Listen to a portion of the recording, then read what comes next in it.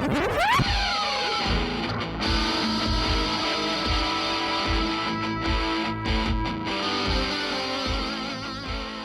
to the Tenant Podcast. I'm Todd Pearson here with my friend, my partner. You know who I'm talking about. He's known as quite possibly the most interesting man in the world, Wes Brown. Todd, how you doing, my friend? Oh my God. I just feel like I just seen you. I know. It's like deja vu. I know. It's the way it usually works with us. I almost wore the same thing today, but I thought, new day. I probably should put a different shirt on. I wouldn't have thought anything less of you. I know. But you look phenomenal. Your Thanks. hair looks great as usual. That dippity-doo effect. We talked about that before. I went to Costco yesterday with my wife, our weekly date, and I had a headphone head. And of course, after 20 some odd years of marriage, she didn't say anything to me. She just lets me walk out of the house with, food on my mouth or on my shirt or, Hey, Todd, she's just happy enough you have enough hair to have headphone hair. That's true. Sorry. That cuts a little deep. I apologize. It's all good, man. It's all good. If I didn't get it from you, I'd get it from my children. So yeah, well, that's true because they're brutal. So, hey, I keep forgetting to mention this, and I'm going to mention it today. I'm excited. I have a new competition that I think that you should be a part of. I saw it on the news a couple of weeks back, and like I said, I keep forgetting to tell you about it. But you got to YouTube this. It's a Russian sport, and it's called car jitsu. Oh, and so it's two guys, of course. You know, women don't ever come up with these dumb competitions, but that's because they're smart. They're smart. They're smarter than us.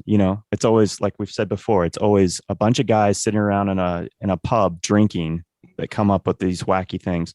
But car jitsu, it's two guys in a small car, because in Eastern Europe and Russia, they have smaller vehicles, right?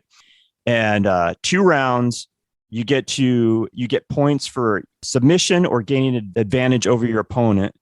And then for you can utilize anything in the car. So the steering wheel, the seatbelt, anything that's available, you can use to take down your opponent. Are you down? Nice. I'm down with it. When this COVID thing's over, we'll go to Russia.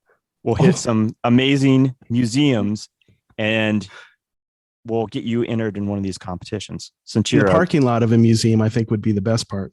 So it fits right in my wheelhouse. And I know some people won't believe this, but I am a 3rd degree black belt in traditional Japanese jiu-jitsu.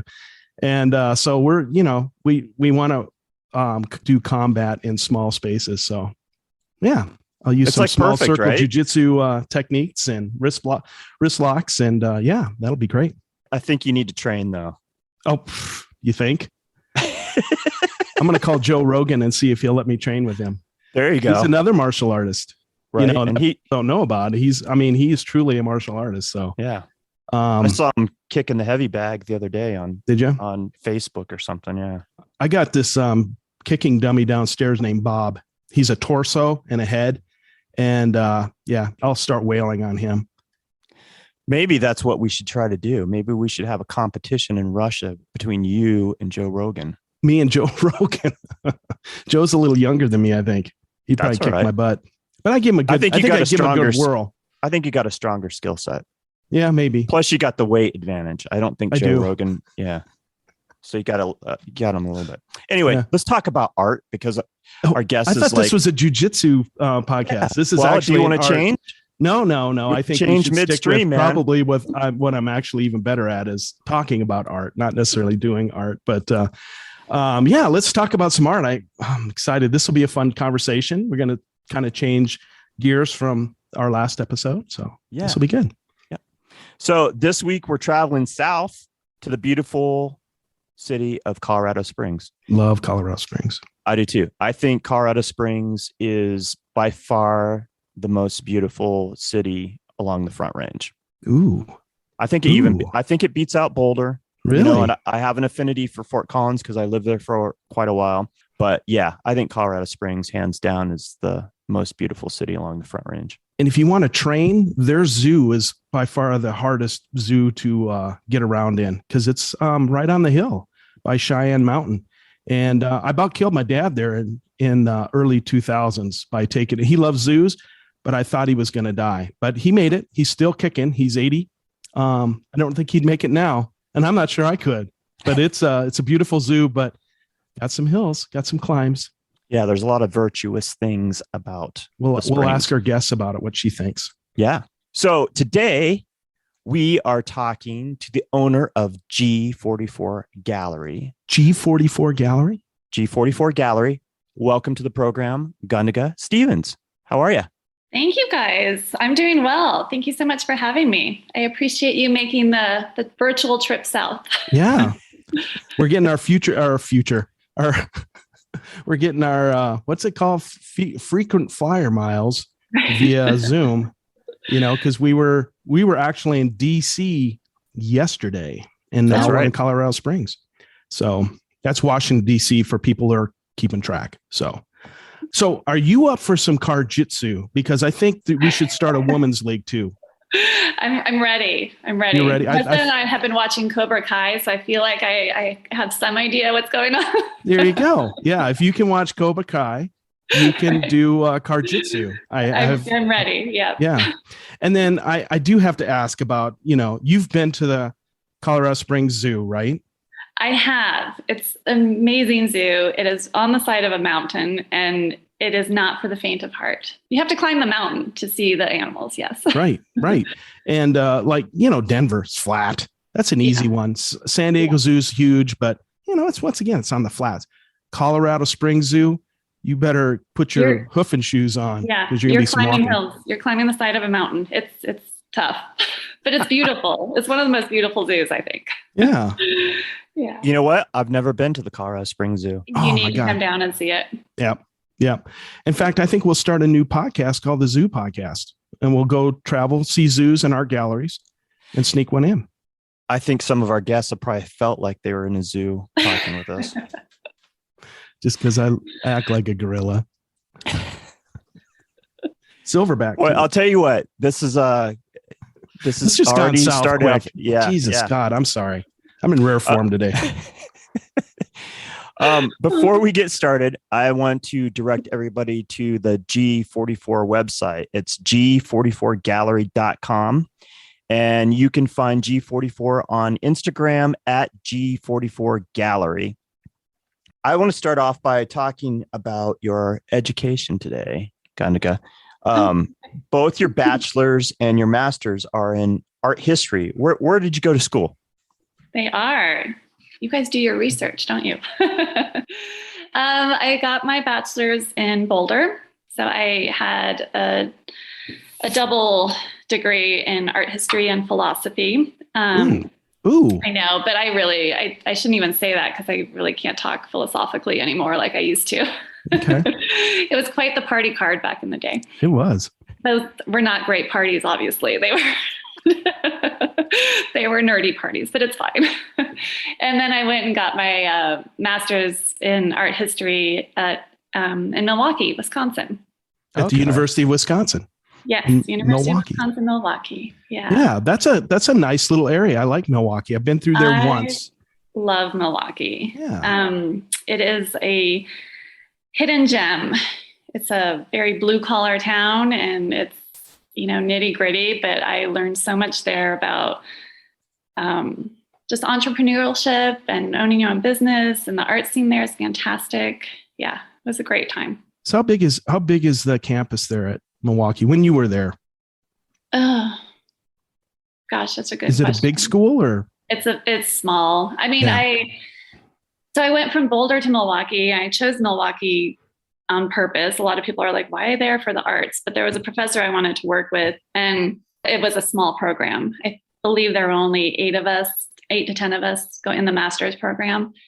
And it was right up my alley, especially after Boulder, which is huge. And I just wanted small and intimate. So the program, the master's in art history program, it was very small back then. Yeah. Talk about that. What's a master's in art history look like?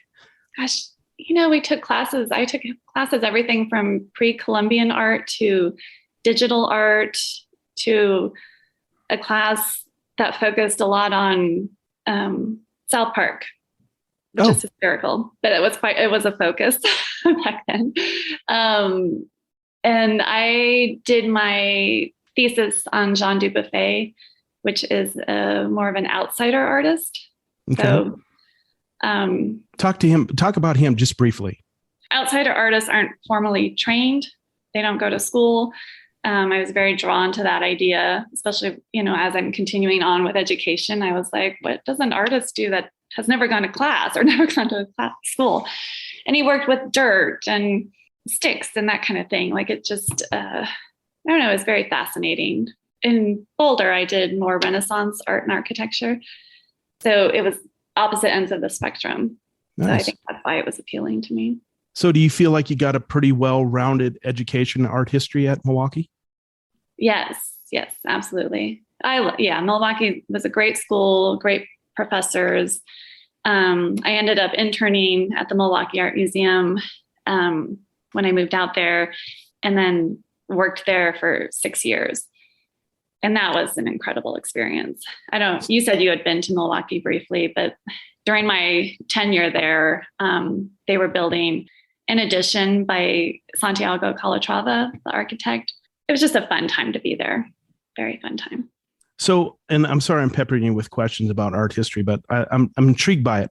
So if, let's say, Todd's daughter wanted to become an art historian, what's the career track of an art historian typically? Or can be? I mean, it can be anything, obviously, but it can be anything. I mean, I'm one of the few people that actually am doing what I set out to do in the liberal arts. A lot of people are like, why are you even getting your master's in art history? Do you want to just teach? Like it was teach or be a curator, and that was it.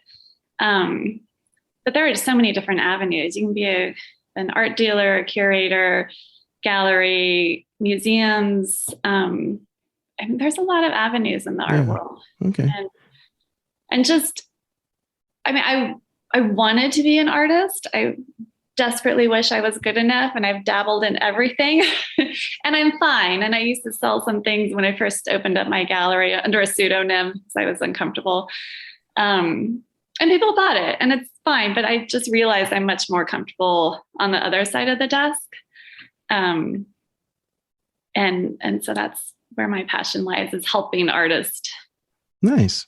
Well, I think that's a great passion to have. And, doing the work that you're doing is amazing. Once again, I love art history, and I got my degree in speech comms, speaking of something that doesn't lead to anything direct. So my undergrad's in speech comm, my master's in strategic leadership. But so, I can kind of relate to the whole art historian thing, because it isn't, unless you're going to teach, it doesn't really lead to a direct path, but it's broad enough that you can do a ton of stuff. You can do a lot. You probably honed your skill of writing in that course as well. Yeah. No, it's taken years. I've worked in galleries and museums most of my career, and finally landed on this. So It took a while to get there, but I got here. So that experience of working at the museum, what was your takeaway from that? Like, what did you learn in the course of, how long were you there? I was at Milwaukee Art Museum for 6 years. Okay. And and part of that was internship while I was in grad school. Started interning, and it was simply, making copies, and like it wasn't very glamorous. I have to admit, like interning is not always a glamorous part of it. But I helped them with. They had different groups, like a contemporary art society and different like decorative art society, and I would just help those groups get together and talk about the specific interests that they wanted to learn more about. So that's where I started at MAM. And then as I progressed and was there for a while, I ended up being a curatorial assistant, which was kind of leading towards my dream job. I really wanted at the time was to be a curator at a museum. And I was applying for different positions in New York City and in big cities, but then 9/11 hit, and, everybody is affected by that. So I missed home as well. And it was a scary time. And I moved back to Colorado. And that was my longest stint of not working in the art world, was when I moved back to Colorado. Couldn't find anything for a few years. So that's when my dream of having my own art gallery came about. Okay. And this love of art, where did this come from? Did this start at a young age? I put it on my parents. I sometimes say I blame them, but there's no blame, because I love what I do and I love what I have. So my parents are from a very small Northern European country called Latvia. And Latvians are all about the arts. I mean, singing, dancing, two-dimensional, three-dimensional, everything. So my household, there was always music playing. We were always dancing, and it was all Latvian, but still. We had salon style. My mom's passed, but my dad still lives in the house I grew up in. And it's salon style, floor to ceiling, filled with artwork. And I just never thought of it. Like, that's just how I grew up. And until I left for college and realized that that's not what everybody has, I realized, well, this is really something special, and it's just ingrained in who I am. And as I was in college, I thought, with Latvian was my first language just in the household. And I thought I wanted to do international affairs. I loved different cultures, but I was not good at macro and microeconomics. So I had to switch gears and ended up taking an art history class. And that's when I realized that's what I loved so much about art history, is you not only learn about the art, but you learn about the culture, the philosophy, just the whole time period. So I was sorry to kind of a long road. No, it's great. That's awesome. But yeah, so it definitely my parents. And that's in college, I realized I can put all of that together, how I grew up and what I'm interested in. And it all kind of fell into art history. And you speak multiple languages. I used to be pretty good at multiple languages. Latvian, Spanish, and French, English, obviously. But I have to say the last few years, they've considerably gone by the wayside. I would love to get back into them. I looked up my Duolingo again. So maybe I'll get back into that. I was kind of expecting Russian, but because Latvia is pretty close to Russia, isn't it? They are right next door to each other, but we. What's the Latvian dialect like? Like, what would be close to it in layman's terms? Latvian is its own language. It's closest to Estonian and Lithuanian, but they're also kind of their own. Okay. I think they call it, don't quote me on this, I think it's called an Indo-European Baltic. So it's kind of its own little niche. Gotcha. No, not I like don't German, know. Not like Russian then. Just I don't understand any Russian. I understand some German words. When I go there, I can pick up some words. And then Latvia and Russia, they've always kind of been a little bit at odds. Yeah. Well, considering Russia invaded Latvia. Exactly. Yeah. So, and the Germans invaded Latvia. Yes. But we won't go down that boat. We are not going to we're sticking with art history, not history. Exactly. But sorry, I hope I didn't offend you thinking it was similar to Russian. But no. Everyone asks me all the time. I don't know. Yeah. So I truly didn't know. And I do know a young lady from Latvia. But I guess she spoke, English. So I didn't, we never had this discussion. So anyway. No, sorry.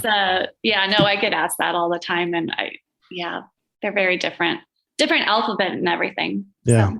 Okay. So I got to ask you, you have a young daughter. Have you been teaching her Latvian? No. Spanish? A few words. So I do teach her a few words in Latvian, and my dad tries to speak to her a little bit. So she knows some things. And then Spanish, it's interesting because I grew up speaking Latvian, but I call it kitchen Latvian. Like I can get away with it, but I can't. I'm at a loss for a lot of words because I was so young as well when I learned it. But Spanish, I took years of Spanish. So I feel like I could teach her Spanish a little better than Latvian, which is terrible to say it. No. So she knows a little bit of Spanish too. Yeah. Yeah, I was curious. How did this education in art history, how did that prepare you to open your own gallery? It's a great question. I have to say there are two things. So my education in art history obviously taught me how to critically look at artwork. And it's so hard for me to explain. People ask me all the time, like, how do you choose what you choose? And it's so ingrained in me. Like I just know if it's good or bad. Like it's hard to explain. But studying art for so many years, I mean, to own an art gallery, I couldn't have asked for anything better because I learned to be critical about it and understand also what's behind it and the history behind it. Like I can be like, oh, I can tell you we're influenced by X, Y, and Z. For some artists, some people go way back. Other artists don't look at art history at all. You know, they just kind of decide what they are intuitively wanting to paint. So that in regards to my eye for art, that's from art history, obviously. And then, as I told you earlier, my stint, when I moved back to Colorado, I couldn't find a job in the art world. So I was living in Denver, and I ended up working at an oil and gas company, and then also a real estate investment company. And which a lot of people were like, "Oh my gosh, I'm so sorry. Like you're off your track." And at first I was down and out thinking, gosh, I spent all that time in art history and I'm not doing it. I'm not pursuing it. But those were two jobs that were probably instrumental in my opening a business because I ended up doing accounting. I didn't go to school for accounting. I don't know anything about accounting. I almost failed economics, but somebody gave me a chance and I did it. And it was great because I learned the back end of things. And it didn't terrify me to open up my own space because I understood about profits and losses and that kind of thing. So those were two important jobs for me personally to pursue my own business. And it's funny how sometimes, our career tracks will lead to something that you're like exactly what you're talking about. Looking back, like these might have been seen as off track, but they prepared you in a way that you wouldn't have been prepared for if you hadn't experienced that. Yeah. Oh, I'm so grateful. I mean, in hindsight, they were very grateful for them. They taught me a lot about business. Yeah. It's cool that you have that perspective. Did you have that at the time or were you kind of? No, I was miserable. I was like, what am I doing? I spent all that time and money and now I'm just entering numbers. Like, this isn't what I want to do. So no, at the time I did not see it. Yeah. Looking back, I appreciate it a lot. So how long was this a dream of yours to open your own gallery space?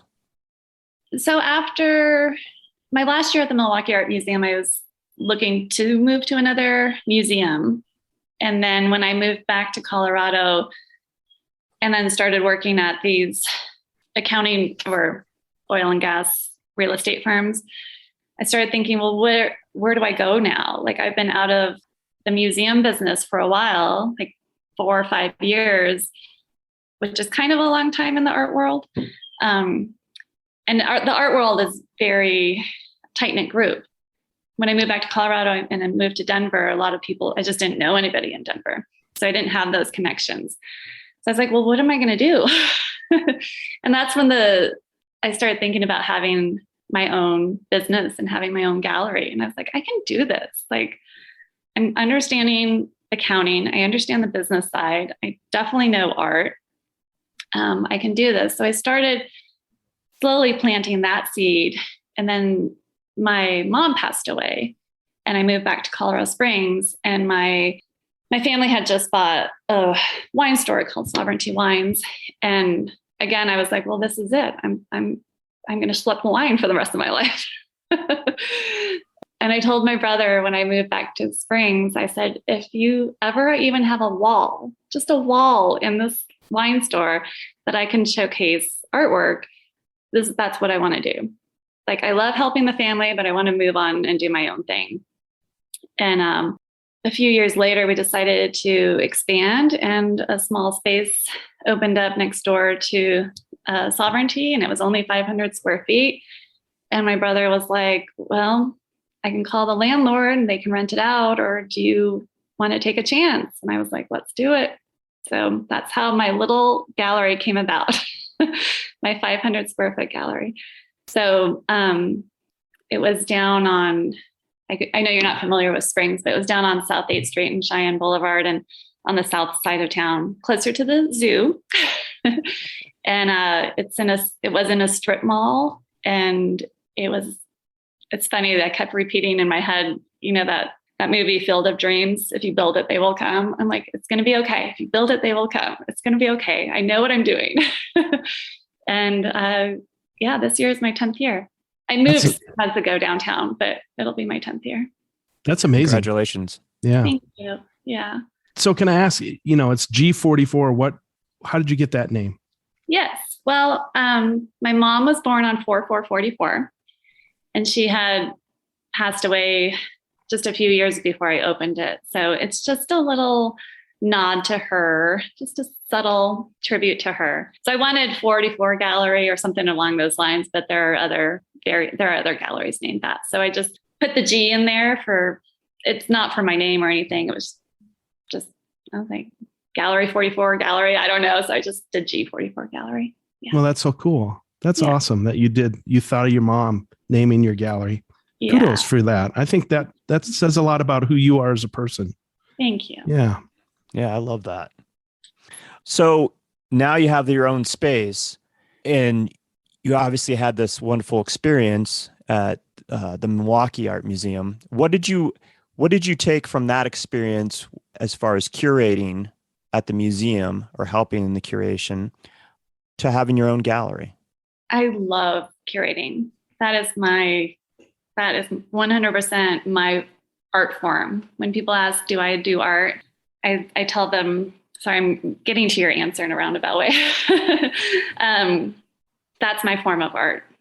So my canvas is my blank walls. And then I take other people's artwork and I make it even better. And the Milwaukee Art Museum, it was an amazing experience. And they were all the curators that I worked with, they were just so giving of their time and so willing to teach us young ones, fresh out of grad school. And they just really took the time to tell us like how to properly hang things and what goes with what. And just to my job is to make it look even better. And that's what they taught me.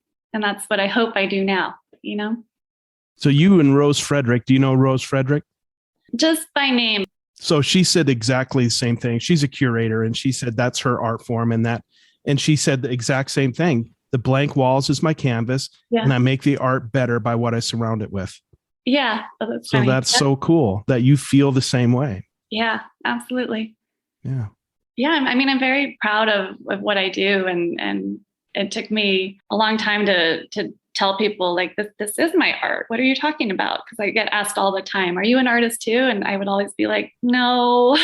But now I'm like, yes, I am. And this is my canvas right here. You're standing in it. That's awesome. That's awesome. Yeah. What were some of the challenges that you faced early on with opening G44? Yes, it was not easy. One, I was located in a strip mall. It was a 500 square foot space. I had just moved back after being gone for 18 years, so I didn't have a network. In hindsight, maybe I should have opened it in Milwaukee. I probably could have. It would have taken off a lot faster. But I love Colorado. I would never leave. So location was challenging, but I was right next door to my family, so that was helpful. The hardest part 10 years ago was I gravitate more towards abstract, contemporary artwork, and that was not very prevalent then. So I had people come in and they're like, what are you doing? Like, where are the aspen trees and where are the mountain scenes? And those are beautiful paintings too, but they're like, you're never going to make it. And I was like, what? There have to be people here who like abstract art too. And I just kept chipping away and staying, you just stay in your lane and do what you do. And I know what I do and I do it well. So I was like, it'll happen. It'll happen. And that was hard. But to have people come in and say, you're not going to make it. We go to Denver and we go to Santa Fe. I heard that a lot. Colorado Springs doesn't have the artists that Denver and Santa Fe do. No longer hear that, thankfully. Yeah. I can't remember last time I heard that. Because now we have Denver community coming here. We have the Santa Fe community coming here. So it's exciting. It's an exciting time here in Colorado Springs. Yeah, I think people don't realize that people will gravitate wherever there's good art, whether it's in Santa Fe, which is tried and true, or Tucson or Denver, Boulder. They'll come where there's good art. Yeah.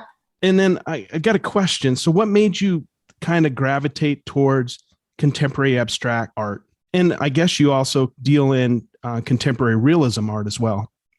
I do. Yeah, I do a little bit of everything. When I was in grad school, I just really, my genre was modern, like 1950, 1960 on. I just really fell in love with that time period.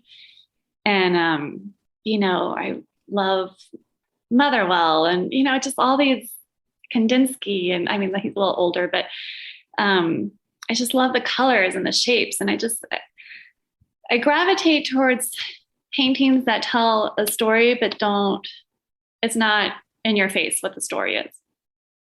I call myself a story seller because I'm here to sell art.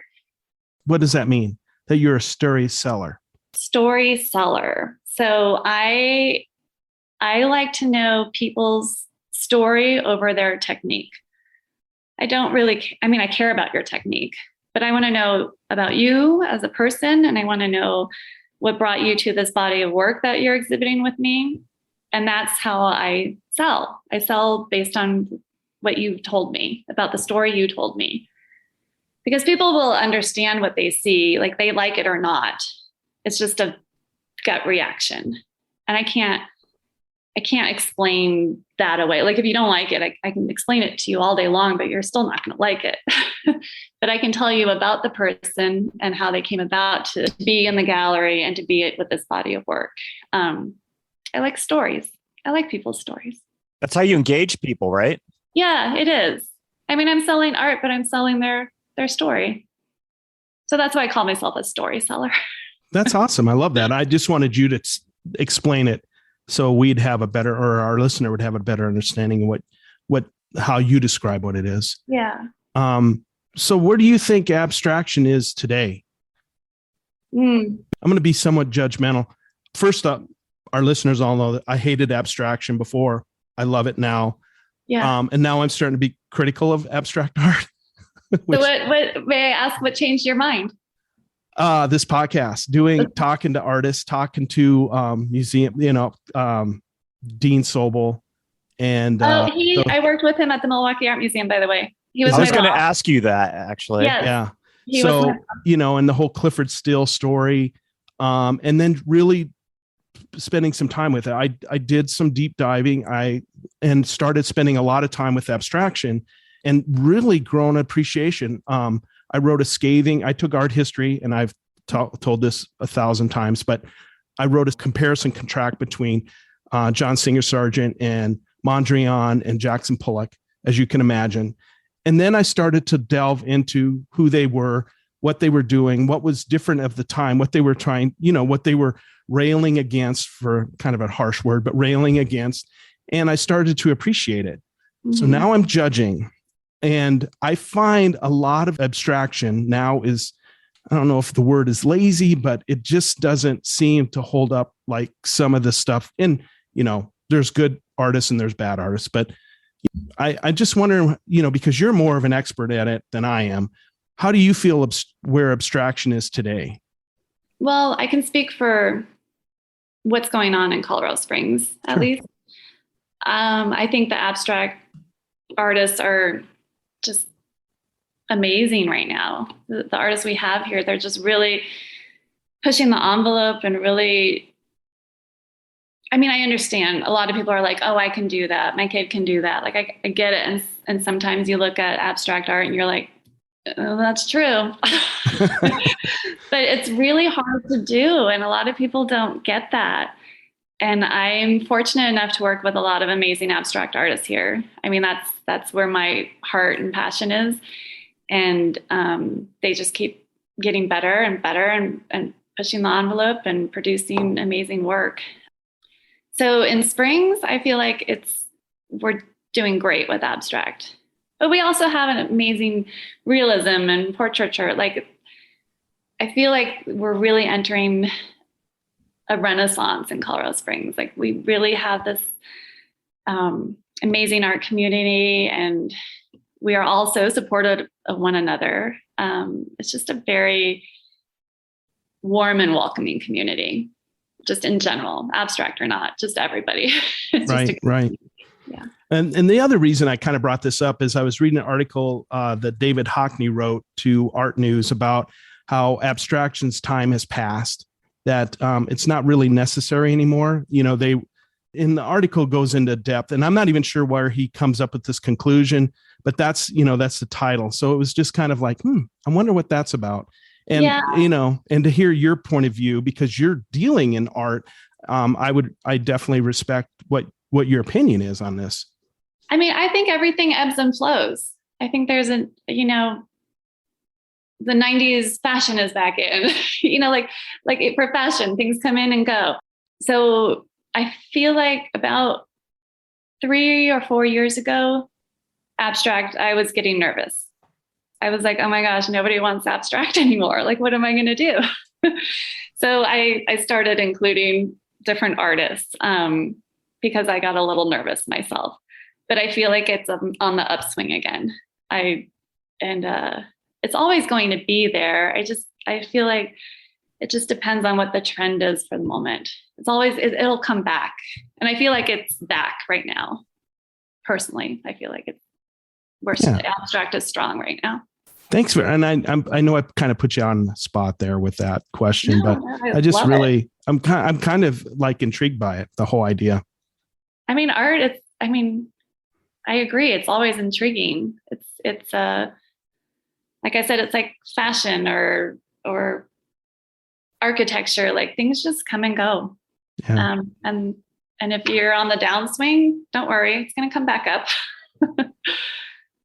So no, I don't think abstract is over at all. Good. Yeah, I don't think it is either. I just see it everywhere.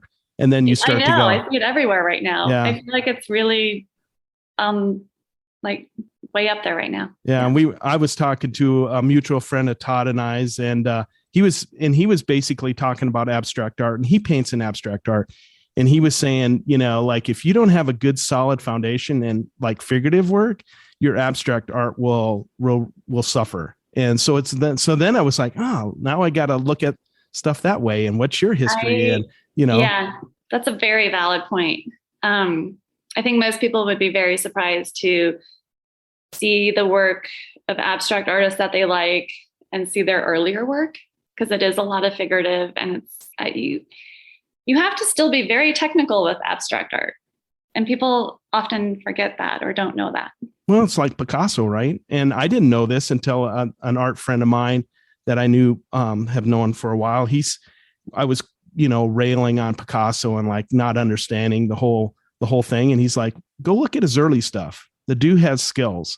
And then I've listened to some other respected people talk about, you might look at Picasso stuff, but he's got mad skills. And so that's why his stuff works even in the, Cubist style or whatever. Oh, he's, I did an article once and they had asked me what my favorite artist was. And I said, it's so cliche but it's Picasso, because he, like what you exactly just said, he's got skills in all genres. It's really remarkable. Yeah. Todd, do you have any feelings about abstract art in today's contemporary setting? I'm with you in that in doing this podcast, I've not only have been really much more educated in looking at abstract art, but also become much more critical. Like you said, like I look at some work, I'm like, I don't know, but yeah, I'm in agreement with you. Like, I think it's interesting to see where people are going with it in this modern age. And I think it's interesting your take, Gundega, that everything kind of circles back around every now and again, and, it kind of takes off again. Mm-hmm. So who are you excited about that's doing great things there in Colorado Springs? Oh, gosh, so many people. One of my favorites is Karen Corey. She doesn't actually, this wasn't on purpose, but she's right behind me. She does very minimalist abstract with, she kind of uses acrylic paint, pours it on plastic and uses it kind of sculpturally. So you can't see, and the audience can't see at all, but it's very minimal, but it's also sculptural. So she peels the acrylic paint off the plastic and puts it on the board, and they're just beautiful. A woman, Shannon Dunn, I love. She's not abstract. She's very realist, but she's got this magical way of painting that I just love, and very detailed. And she's moving in the right direction. I love what she's doing. I love absolutely this man. He's just going places. Sue Caden Cho. He just had an opening at the Manitou Art Center. He's been up in Denver. He's been in Boulder. I think he just graduated a couple of years ago, and he is fantastic. Write that name down. I swear to God, he's going to be famous. He's going places. He's probably the one I'm most excited about right now. And then a young woman named Ashley Anderson. I think they're good friends, and she is just very, well, let me back up. Sue does these very beautiful sculptural, and he's from South Korea and here. So he deals with the identity, ethnic identity of where he belongs. But definitely look him up because you'll be blown away. And then Ashley Anderson just has this very serene quality and works with light and gold and just beautiful. It's just ethereal. I just love her work too. So those are some of my top. I have so many. They're like my children. To call out certain people I feel guilty, but.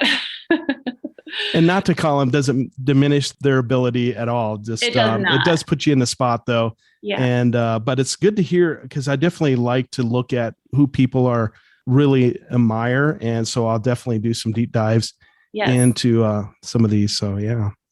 Sorry, Todd, I kind of took over again. It's all good, man.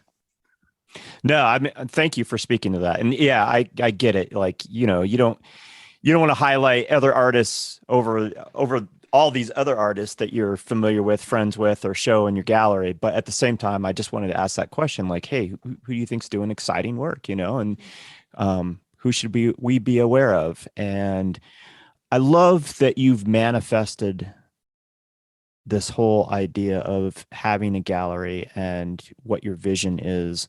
And what people don't realize is that Colorado Springs is like a really important city when it comes to the world of art, of American art. There's a really rich history of art in the Springs. And I think a lot of times it gets overlooked, or people don't think about it unless you're really into, the history of art, right? Yeah, more than I know I'm versed on, to be honest. But there was the Broadmoor Art Academy. There was another school at the Fine Arts Center. I mean, we have the Broadmoor here, and I know that Spencer and Julie Penrose back in the 1920s, I think, the arts was very important. So they did a lot of art academies, and I feel like the community lost sight for a little bit, but I feel like it's all coming back. But yeah, Colorado Springs is rich in art and art history. Yeah. Yeah, we're talking like late 1800s, turn of the 20th century even. Yeah, exactly. I'm not very well versed on it, but but I do know it's there. And I think you're on point when you said you think that there's a renaissance happening. I think that we're seeing that in Colorado as a whole. Obviously, you're ingrained with the community there in the Springs and what's going on, but it's been exciting to see what's going on here in Denver. And I was just talking with a variety of artists from both Denver and Southern Colorado, Megan Wilbar being one of those people. Yes. I love Megan. I love her work. Yes. She's fantastic. Yeah. And it's really cool to see these artists from these different geographic regions coming together. And I feel like you're one of those epicenters from people from the southern region of Colorado and people from, the northern part or the central part, Denver, coming down, and you're showing a lot of these artists in your gallery, in addition to what's, these Colorado Springs artists and people from Pueblo. I think that's really exciting. It gets me jazzed. Thank you. Yes, no, I'm excited because I just brought on Megan for a show later this year in my South Gallery, which is much smaller, and then I showed Brenda Stump a few months ago.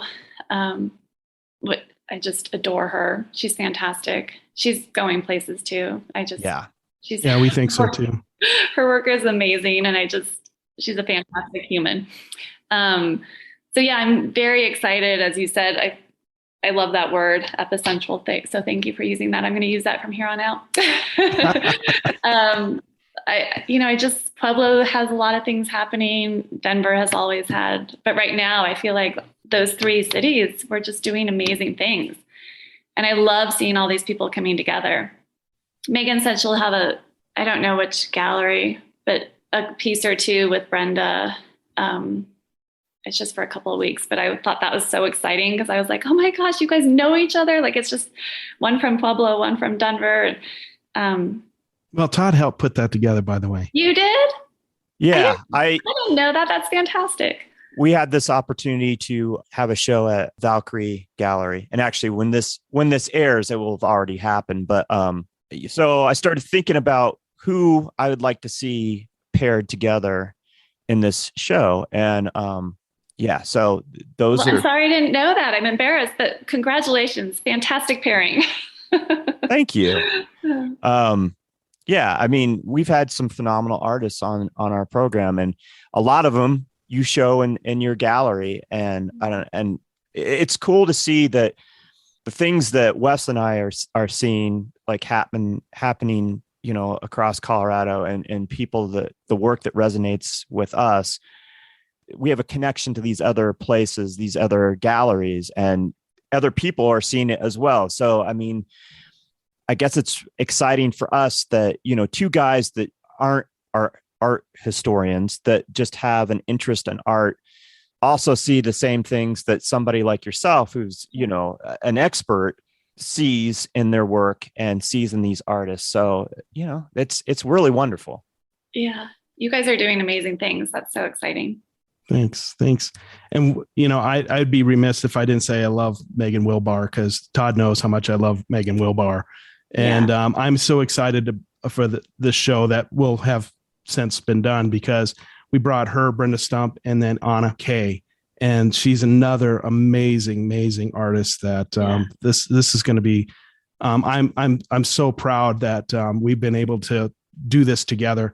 Todd has done the majority of the work with the ladies and with Valerie from the Valkyrie. Yeah. But I'm really proud of what he's put together.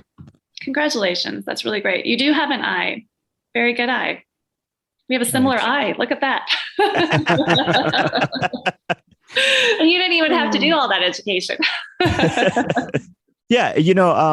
Like you said, Brenda's going places. Megan's work is just, I think, out of this world. Yeah. And such a humble person. Like oh my gosh. I had no idea. And she's wonderful.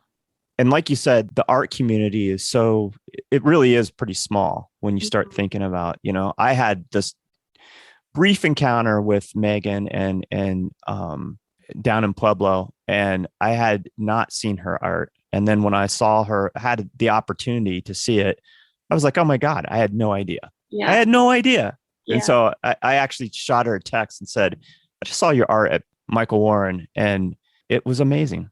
And then it's amazing. Having the opportunity to see it since in person, it's been extraordinary. Yeah, she's fantastic. She just she happened to come in during my holiday show, or right before I was doing my holiday show, where I have 60 artists. I either do solo shows or 60 artists. There's no in between. It's all or nothing. And I had caught her on Instagram, and she came in, and I was like, oh my gosh, you're Megan? I was like, I have to have a piece of yours in the holiday show. And I have just fallen in love with her. She's so sweet and just, like you said, humble, and very excited to see what she continues to do. She's teamed up with some people here in Springs, like Shannon Mello and Marissa Sparks.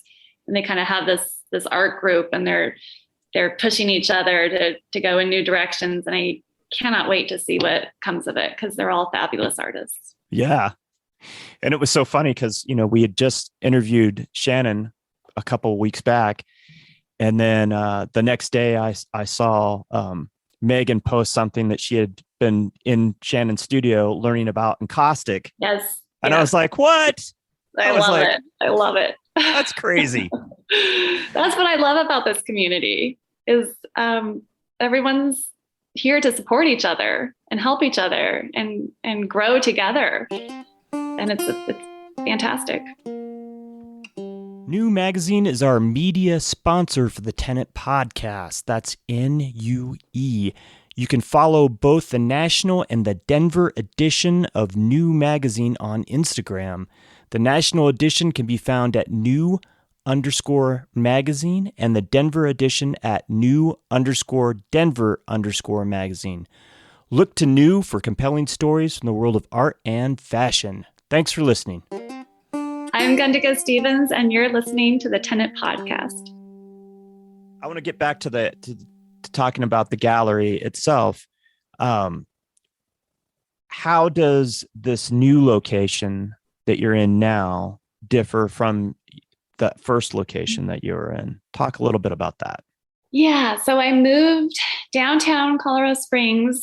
I moved in May, renovated the space, and then had my first opening in June. And I am right in the heart of downtown on Boulder, between Tejon and Nevada, right next door to my dear friend, Abby of Curator Gallery, which I will plug that you should talk to her. She is fantastic. She helped manifest this. I had been looking for 2 years to move downtown, but nothing was coming up. And she had moved downtown about 3 years ago. But the space is double in size. I went from 500 square feet to 1,000, which is still kind of small for a gallery, but it feels huge to me. And I love it. The downtown, we have First Friday. So every First Friday, all the galleries are open, and the support we get from the community is just amazing. I mean, we get hundreds of people through the door. So in my old location, I was in a more suburban area in a strip mall, and I was a destination gallery. People came, and it was good, but they were coming to look and buy art. So I had a good clientele, but the foot traffic wasn't very high. And now being downtown, I get a lot of foot traffic. I get just a lot more people coming through the door, and just the energy of being more in the arts scene. It's very much an art scene downtown, and I just enjoy that so much. And then, like I said, being next door to Abby is just a lot of fun, because I do this by myself. I don't have any help, so it can get kind of lonely, and to have another gallerist right next door and good friend to just be able to talk about things or shoot ideas off of one another. It's just really nice. So I would think that in galleries, there would be this like competition, friendly or not friendly. Yeah. Do you guys sell kind of the same people, or not sell people, but sell artwork from the same people? Or do you come from two different directions when it comes to galleries? That's a great question. And So first of all, yes, a lot of people were like, why are you moving right next door to your competition? And neither one of us saw us as competition. We just see us as building a community together. And eventually we dubbed our block the NoDo Arts Block, North Downtown Arts Block. Like, we want to encourage galleries to open. We want to encourage more art there, because we don't have a Santa Fe Drive like Denver does. Like, we don't have that. So 2 galleries right next door is as good as you're going to get right now. And it's not competition. We work well together. We do have some artists that we both represent, Shannon Mello, Sue Stovall, Shannon Dunn, Lilia Davis. We have a handful, and we just sat down and said, okay, we're just going to alternate years. Okay. So it doesn't make a lot of sense to a lot of people, and I understand that, but it makes sense to us and it works for us, and we're able to represent those that we want to. Abby casts a much wider net than I do. She focuses on El Paso County, Colorado Springs, and I do Denver I have 2 artists in Santa Fe. They used to live here, but now live there. So I do a little bit wider range of artists, and I have a core group of probably 20 that I've had since the very beginning, and then I'll just do offshoots depending on what kind of fits. So we have similar business ethics, and ways of doing business, but a little bit different on how we curate things and who we bring in, and her space is double mine, so she has more room too. So. Yeah. Well, that's encouraging to hear that you can be in the same business and still have maybe a little bit competitiveness, but at the same time, you want to work together and make each other stronger. So that's awesome. I mean, together we are stronger. I mean, we it's now a destination with 2 really strong galleries, and it's just a lot of fun. We even have a doorway that connects the 2. Like, you don't have to go outside to go to her gallery. Like, we just cut open a doorway and you can just freely, it feels like one giant gallery, and people love it. They love it. And it's, and we just love working together. We have a business together as well. So it's called Curate Your Space. So it makes things easier to do business talk as well. So. Sure. That's fantastic. So are there other galleries within the block or so of where you're at currently? So we have the space, which is in an insurance building, but these women, Chelsea Mitchell Boucher and Felicia Kelly, are just fantastic curators. They are looking more to help the up and coming artists, or to help artists. You end up having a lot of inventory sometimes. So they'll allow artists to show things that they have been shown before. They're doing fantastic things. So they're just half a block over. And then around the corner, we have 2 other businesses that aren't art galleries, but they'll do First Friday and have artists in there. So right now it's just 3 galleries in our block, but we're growing. We're getting there. We're encouraging more. Well, you're building it, right? And just like you said, that Field of Dreams mantra, if you build it, they'll come, right? They will come, yeah. And what we know from doing this podcast is that there are so many people out there doing art, making art, producing work. There's enough work to go around for everybody. There truly is. And there doesn't need to be, I'm glad you asked that question, Wes. There doesn't need to be, this extreme competition. If anything, the competition is just pushing each other to be better, right? Exactly. And yourself to be better. But as far as like looking at somebody else's, oh, that's my competitor or whatever. Well, you know what? Like I said, there's enough art to go around for everybody. There is enough art to go around. And honestly, Abby and I were talking, like, we showcase a lot of artists, but there's not enough months in the year to do everyone we want. Like, there are so many amazing artists out there, and that's tough. It's hard to say no to people that you've been working with or want to work with. And it's just getting harder every year because there's so much good stuff out there. So yes, it sounds like you you have a pretty decent sized stable of artists that you work with. Mm-hmm. And correct me if I'm wrong, but it sounds like you also cater to new and up and coming artists. Is that correct? I do, not as much as I used to, but on occasion I'll bring some in. Yeah. But I do have my staple of artists, and then, I like Ashley Anderson. She'll be in later in the year. She's not exactly. I mean, she's new and upcoming. She hasn't had a ton of shows, and I think this will be for her first solo show. So when I started the gallery, when I first opened it, that was because I had such a small space. That was my desire, was to give people solo shows, because it's not always easy to do. I'm continuing on with that idea because I just love the idea of solo shows for artists. It's such a win for them. It's something that they're very proud of, and I feel like it pushes them to push the envelope on their work, because you can easily do 4 or 5 pieces, but to do a full body of work of 12 to 15, you really have to push yourself. And I love seeing what artists do in that regard. So, but yes. So I'm sorry, go ahead. I do both. I'm sorry. I do not as often up and coming anymore as I used to, but yeah. Yeah. So and I'm going to switch gears here.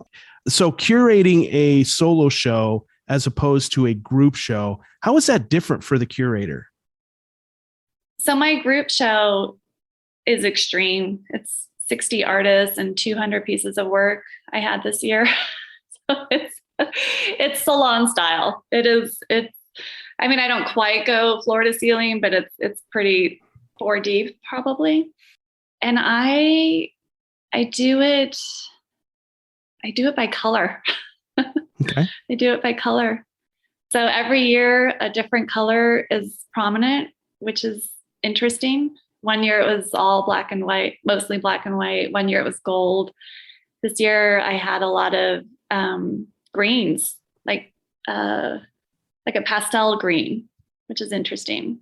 So I start with the dominant color and I kind of move and weave the rest of the colors through it. So that's my little trick for huge shows.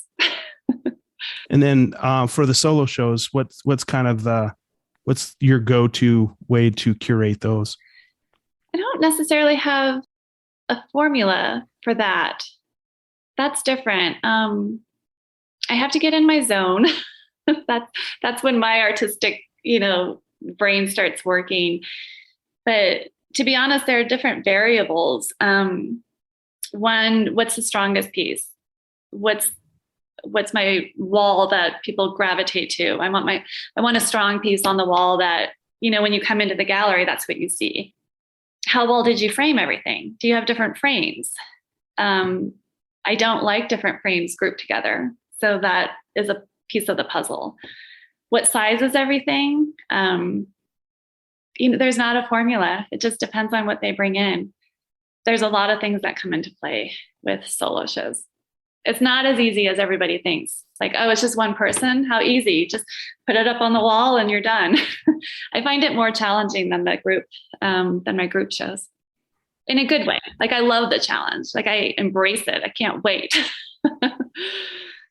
I'm glad you spoke to that. So what are, outside of like people just thinking that you just hang art on the wall, what other things do you think that people don't get when it comes to curation? So gosh, I mean, curation in general starts for me 2 years prior. It starts with me trying to figure out, right now I have it's just on a piece of paper, mapping out what artists I want, where I want to fit them, the whole year is planned out. The whole year is curated. I don't just randomly pick one person to be in June and, oh, sure, July, I'll just randomly pick somebody. It's all thought out 2 years in advance. I like to have a balance of abstract and then throw a little bit of realism in, a balance of male and female, and, just all these things that I take into account. Then once I actually get the artwork, what comes into play? A lot. There's so much. I mean, now I want to just talk about the whole day to day of owning a gallery, but the PR and everything starts 3 months out. Talk about that. Yeah. So 2 years out, I plan people then, because a lot of artists need that time too. I have Lisa Fabiano in March, and she does really thick oil paints. They need a year to dry, like 8 to 12 months. So I have to give some artists that time. So 2 years out, and then about 3 months prior to their show, I'm already asking for PR material because I have some magazines that I do advertising for. So, I have to keep the artists on the ball, and some don't have images, and I'm like, well, you gotta get me something. And then a month out, you really start hitting the ground running, and 3 weeks out, like everything is in and done.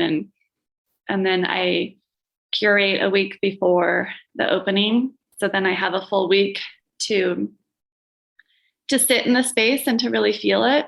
And sometimes I change it. I used to work last minute, and I don't do that anymore because things change. Sometimes I'm like, I feel really good about how I curated something, but as I sit in the space, it's just not flowing, and I'll redo things. I've taken entire shows down before and done them all over because I just didn't like one piece where it is. But you take one piece down and it's a domino effect. So it changes the whole thing, right? It changes everything. Yeah. It's funny. I mean, there's a lot that goes into curation, and it's not just hanging it on a nail and walking away. So. You said you're like a week out and you're hanging this. So as a business owner, what do you do during that week? Or do you have how do you sell art if there's, and maybe I'm just confused by I'm open. So the last Saturday of every month is intake, outtake. And that's when I curate the next show. And then, last Saturday of the month is the end of the show. First Friday of every month I open. So I will finish curating the show usually by Saturday night. Like it takes me a day. But I have Sunday that I'll do finishing touches. And then I'm open Wednesday, Thursday, Friday until the opening reception.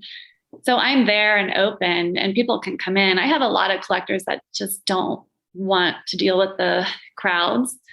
So I'm there. I sell artwork while I'm there. It's not a secret. I mean, my hours are posted, but a lot of people don't feel like they can come in early. You're welcome to come in early and see the show before everybody else. So are you typically closed Mondays and Tuesdays then? Or are you open those days? Sunday, Monday, and Tuesday. So my hours are I'm open Wednesday through Saturday. Now, you just perked a lot of ears up. Like, I want to own a gallery because I want those hours too. But it's a lot of work, right? Yeah, it's a lot of work. It is not, those are not the hours that I actually work. My word for the year is balance, because I work every single day. And I'm trying really hard not to work on Sundays. That's my family day. That's the only day we're all together. So meanwhile, I've been working all morning. Like I said, I do this by myself. So I'm the PR person. I'm, PR, marketing. I do everything. And the timeline, like I mentioned earlier, is 2 years out to 3 months is when I really start looking at the shows. Like 3 months out is when it's go time for what's happening, what's upcoming. And so you're probably working 60, 80 hours a week easily, right? Easily. And nobody sees that. They just see the hours on the door Wednesday through Saturday, 12 to 5. And they're like, oh, how lucky. No. That's why the 500 people I just heard got really excited. It's like, Tuesday through Saturday, how can that be any better, right? Yeah. Or Wednesday through Saturday. I mean, no, it's a lot of work, and it's a lot of people I'm working with.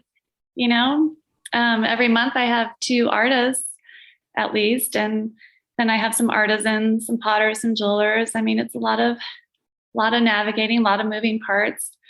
Abby and I have a business called Curate Your Space, which we go to people's homes or offices and curate their artwork or help people find artwork. So that usually takes up my Monday and Tuesday. So I try really hard to take one day off a week. So talk about that a little bit, because there's another career choice for somebody who's really wants to get into art, is curating personal collections and for businesses. So how did you get started in that, and what does that look like?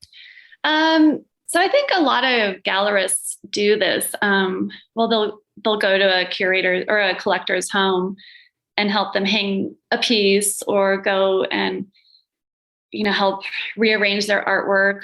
So I've been doing this since I opened the gallery. Or a business will be like, I need some artwork for my office or our boardroom, and I'll help them find artwork and bring it over and that kind of thing.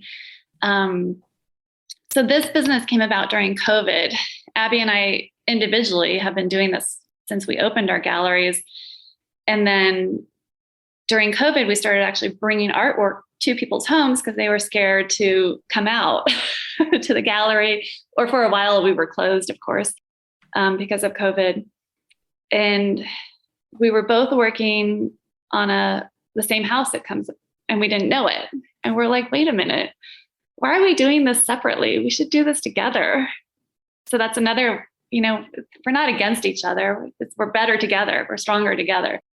So we teamed up and created this business, Curate Your Space. And we probably go to, on average, 2 to 3 homes or businesses a week, anywhere from an hour to 5 hours.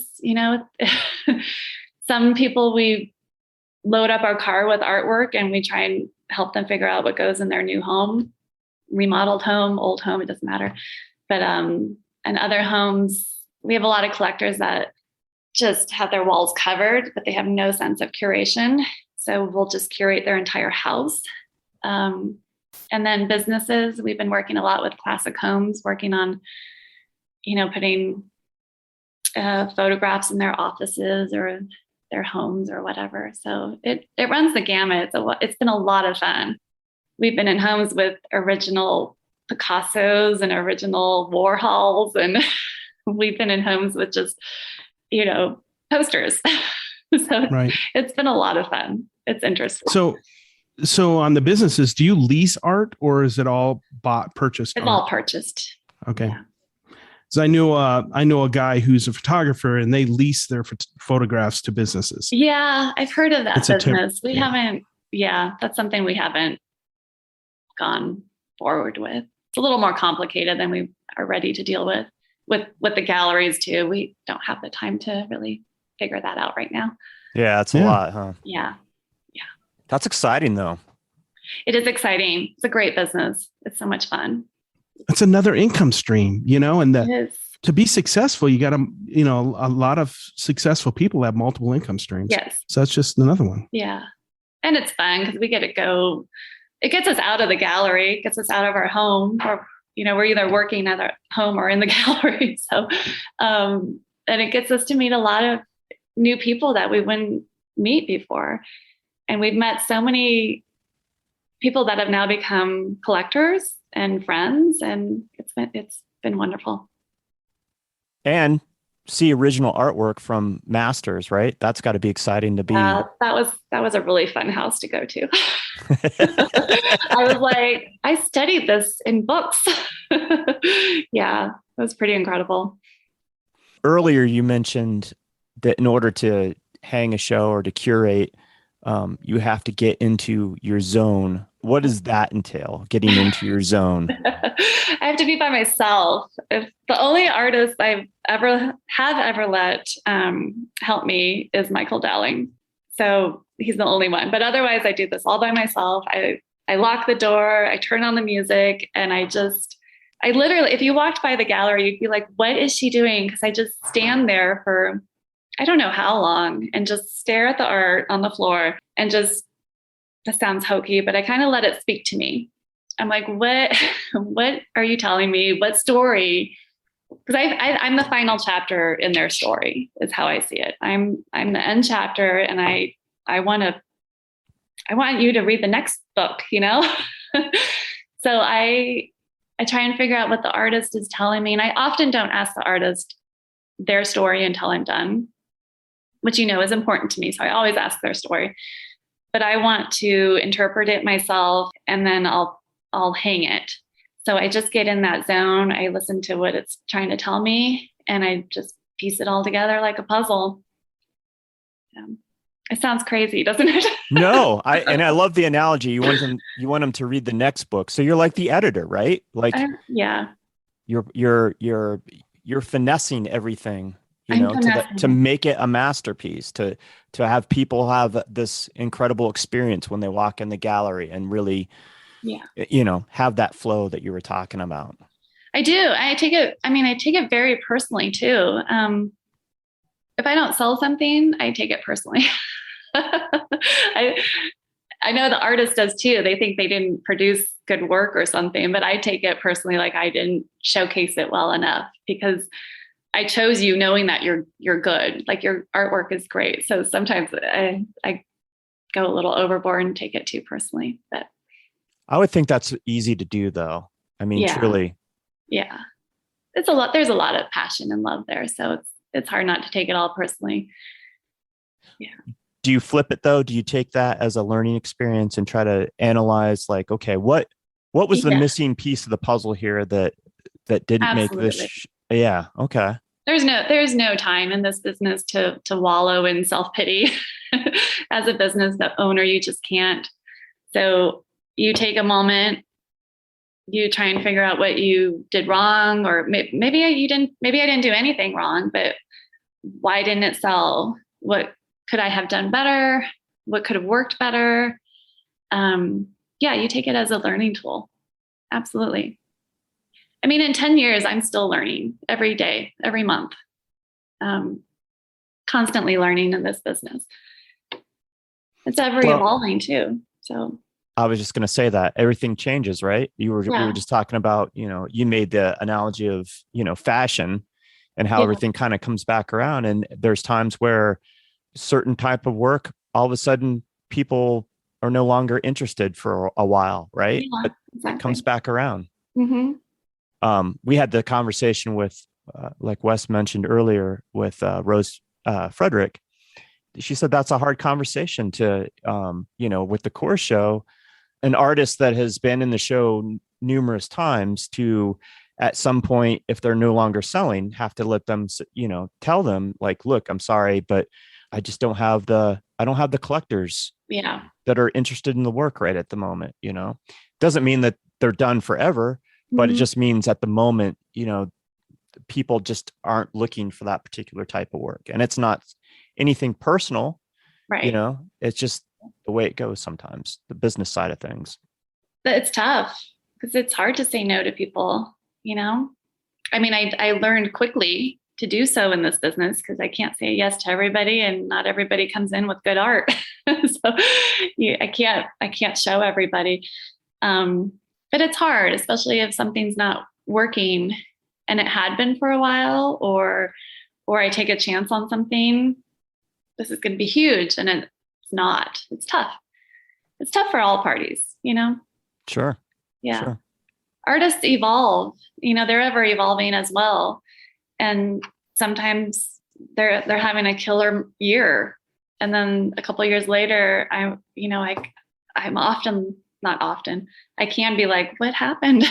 And I have to tell them, like, let's wait another year, because I don't like what they're producing. It doesn't happen often, but it's hard when it does. It's hard to talk about.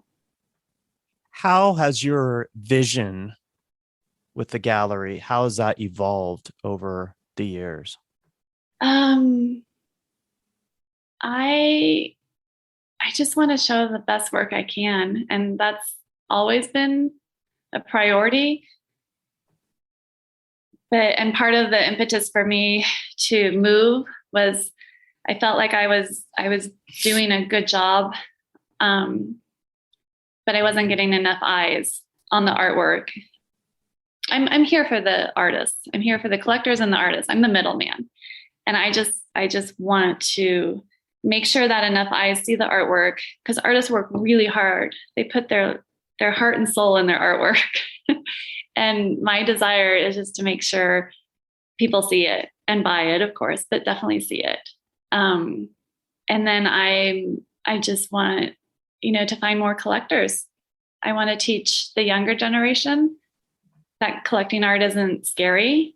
That you just start with one piece and it can be very addicting.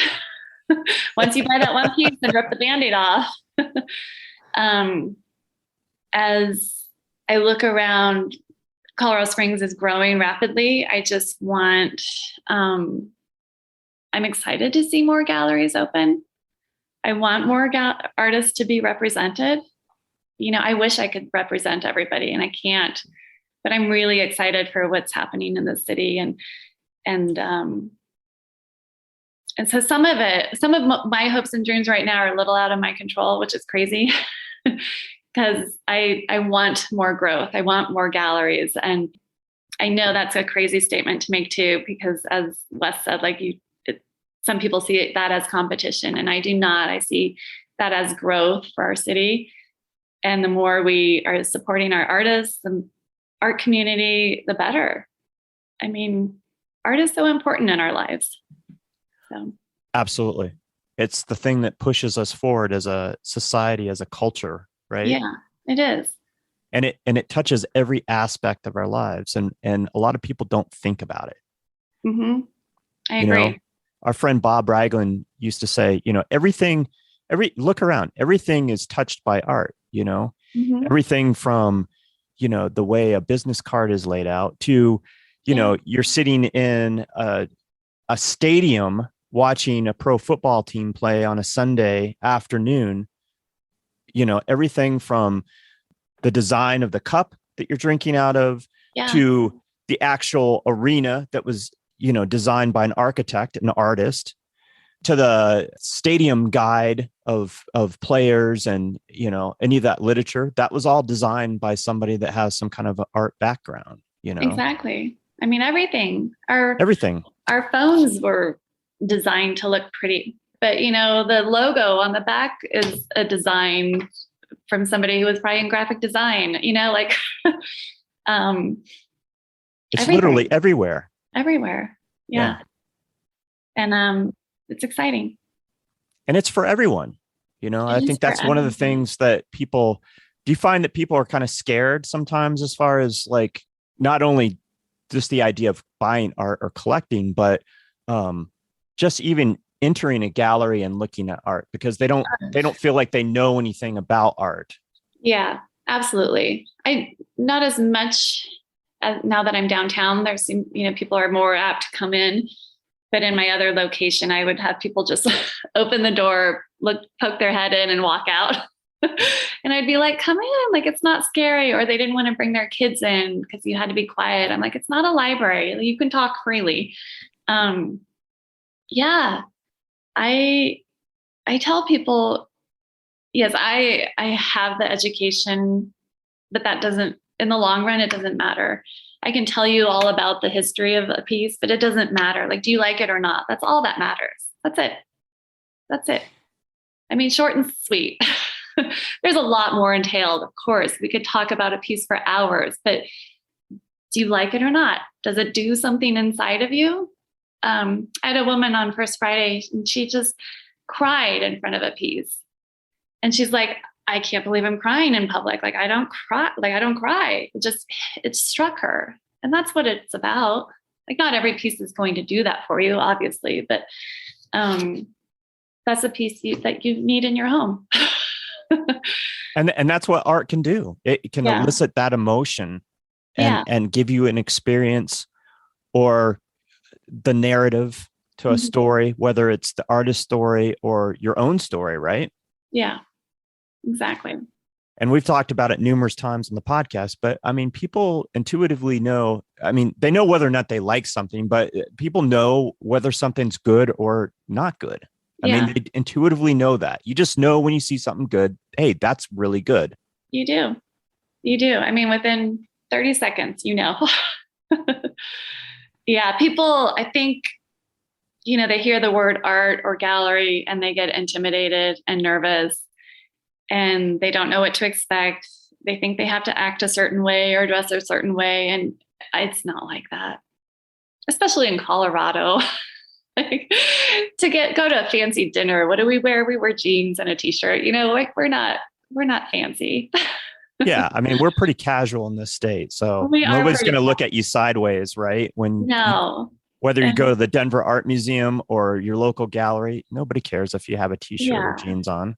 And it's just about relationships and just being welcoming. And, I don't look at my space as highbrow or any fancier than anything else. It's just a welcoming space for people to come and look.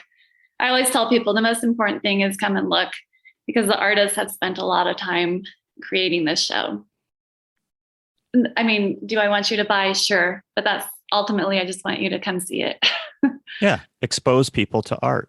Yeah. And great art and, people that you care about. Exactly. So I want to go back to this whole story of like the only time that you've ever allowed an artist to stand with you. So how did Michael Dowling get that privilege of being able to curate his show with you? Michael Dowling and I have known each other for years. So I mentioned when I moved back to Colorado Springs, I worked at my family's wine store for a little bit, and Michael was a wine rep. He was not doing art at the time. So that is how we met. And then he was taking a bit of a hiatus from art. And I had started talking about wanting a gallery. And he was like, well, I'm an artist. I'm going to get back into it. And he showed me some work. And I was like, wow, that's amazing. That's amazing. He's fantastic. And so when I opened, I guess it was a few months after I opened it, he was, I think in my first year, I showed him. And it was just fun because we'd been on this journey together where we were trying to get to our passions and our dreams. And I didn't see him often, but every time we did, we would just talk about that. So he came down and brought his work, and we just had a fun time drinking wine and hanging the show. And that it was fun. Yeah. I don't know. It just happened. Otherwise, I just like to let the artist drop the work off and tell him to get out. But we've been on this kind of journey with wine for a year or two. And I was like, yes, come in, let's drink wine and let's hang the show. So that's fun. A great story. Yeah. That is a great story. Glad you shared that. And we love Michael Dowling. I love we had that episode we did with him was just a hoot. We had so much fun with him. Oh, he's so good, and he's so well spoken and interesting, and I love what he is doing, and he's just doing amazing things up in Denver. So what kind of advice do you give, or would you give someone that's new to buying art or collecting? Simply, very simply, do you like it or not? Buy what you like. Don't buy what you think is going to appreciate. It may not appreciate. I don't want people buying because they think it's I'll have some collectors are like, well, who do you think is going to be famous? And who do you think whose work is going to appreciate and value? And I can pass it on to my kids. And I don't want you buying art like that. I want it in your home because you like it and it spoke to you in some way. So start, and if it's a brand new collector, start simply. You don't have to spend hundreds of dollars. Buy an original, like I have what I call bin pieces. They're not framed. Some start at $30. Buy something small and start there. I think people get overwhelmed. They get overwhelmed with like we were talking earlier, the word art and gallery, and I don't know what to buy. Just buy what you like. That's it. Don't complicate it. We see a bunch of art behind you. Yes. Is your whole house full of art, being a collector and owning your own gallery? Yes, I'll have to show you. My husband and I, this is our very first piece together. Let me see if I can. Hey, Todd, this is like Daniel Sprick. You get to see a tour. Do you recognize that? Michael. Oh, wow. yeah. Yeah. Michael That's nice. Dowling. Yeah. That was in one of his first shows with me. And I passed it up because I didn't have the money. And then my now husband, we were dating at the time, was like, it was like 3 years later. He's like, do you think Michael still has that piece? And I'm like, I'll ask. The price went up. I was like, Michael, really? So I had to pay a little bit more, but it was worth it. It's one of his favorite pieces. He still claims. So That's cool. I do have a lot of art in my house, probably not as much as you would think, because I think I'm surrounded by it daily. A piece really, really has to like hit me good. But yeah, I have a decent collection. Yes. But I have my favorites. I can't lie. Michael Dowling, Michelle McMahon, Michelle Ledoux. I have a number of their works. Yeah.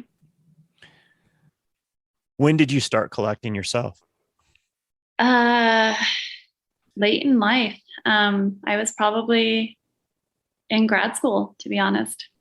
And I started exactly how I told you that I would tell other people. I went to a friend's wedding in Crested Butte and they were having an art show and I loved this woman's art, but I couldn't afford it. And I simply got a little unframed 5x7 piece. And I was in grad school already. So yeah, I was nervous to start collecting. So I can empathize with people who are nervous to buy original artwork. But then once you start, it's hard to stop. Yeah. And part of why when I first opened the gallery, I was buying a piece every show. And then one day I realized I want to be here for a long time. It's great to have a nice art collection, but my goal is to have a business for years to come. So if I'm spending any meager profits I get on art, then I wanted longevity, not an amazing art collection. So yeah. I wanted my gallery around. And I think what you touched upon was really pertinent. Like, you know, I live with art all the time. I have this gallery, so I get to live with fantastic art, and every month it changes. Yeah. So it doesn't get any better than that, right? It doesn't get any better. I have basically I have an amazing art collection. Yes, because it changes monthly. I am the luckiest art owner ever. That original piece, do you still have it that you bought? I do. It's in my daughter's room. I was going to ask you where in your house, if you had it still. My daughter has an amazing art collection. When she was born, she was gifted a lot of amazing art by a lot of my artist friends. And I have Heidi Young, Chelsea Boucher, Michael, a lot of great artists. So her collection is probably bigger and better than mine. That's awesome. What a great way to start life. Yeah. And she's an amazing artist too. So I have a number of her pieces framed and hanging in my house. So her artwork is becoming more prominent in my household. So remind me, how many artists do you currently represent? Around 20? Is that what you said? Around 20. Yeah. Around 20. I mean, it fluctuates a little bit here and there, but yeah. I mean, I have a number of artists on my website, but full time that I won't, that I'll try to do like every other year, every 3 years, about 20. And are you constantly on the hunt looking at other artists and their work? I am always looking. I can't guarantee that I'll have a spot for you. But I'm always looking. Because I'm curious and I love to see what's out there. And I like to, try to have my finger on the pulse of what's going on. But again, that doesn't mean I can find a spot for you. So that's the hard part. But the saying no part is hard. I just don't have time or room for everybody. So how do you approach that especially for somebody that's thinks they're going to fit into your collection pretty well, how do you let them down softly? Oh, it's hard. It's so hard because it's their heart and soul, and it's their life. And I hate hurting people's feelings. I really do. And it's tough. But I simply tell them that what I just said. I just don't have the space. I don't have the time. I mean, I still have a relatively small gallery, and there's only 12 months in the year. So I'll give them a shot at the holiday show. That's where I'll kind of try and put people where I like, but don't have a solo show for. And then even harder, have you represented somebody and then just like this space isn't working for them, and letting them know? Yeah, I've been really lucky. That's only happened twice. And it was mutual and it wasn't pleasant. But I am not only a curator of art, I feel like I'm a curator of the artists and people in a way. And after 10 years, I want the art to be good, but I also just want to work with good people. I'm at the state, like, I don't want to work with any assholes, pardon my language, but I just don't. I don't have time. I don't want to deal with it. Yeah. And life's too short, right? Life's too short, and I don't need to. So if you come in with a big ego or a chip on your shoulder, I don't care how good you are. I'm not interested. Yeah. That's interesting. And not to refer to Rose again, but she approached it kind of interesting. Like, if she has an artist that's not working for, she's not selling anything, she basically says, look, you do amazing work, you have great work, but it's me. I'm not being able to sell your art, and it's on me, and I apologize, but this, so I thought that was an interesting perspective. But I love your perspective too, is like, not only am I looking at the art, but I'm looking at the person I'm working with, and I want to work with good people. It's a partnership. Yeah. I mean, and I want to work with people that are going to work with me. I mean, I have a glamorous title to some, I'm a gallerist, a curator, but I'm a middleman too.